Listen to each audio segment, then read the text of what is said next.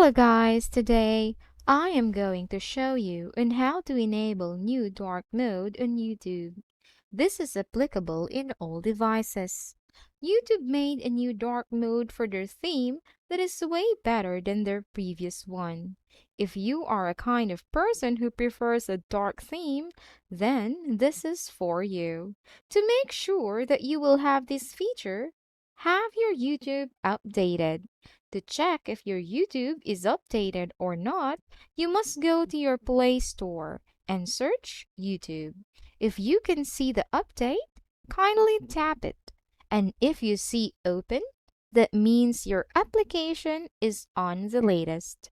If you're done updating, continue and open your application. Here, tap the profile icon, tap the settings, and tap General.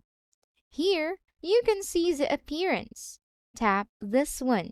With this, choose the dark theme. And there we go.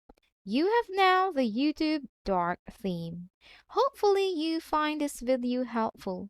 Please like this video and subscribe to this channel because I will be making more helpful videos like this in the future.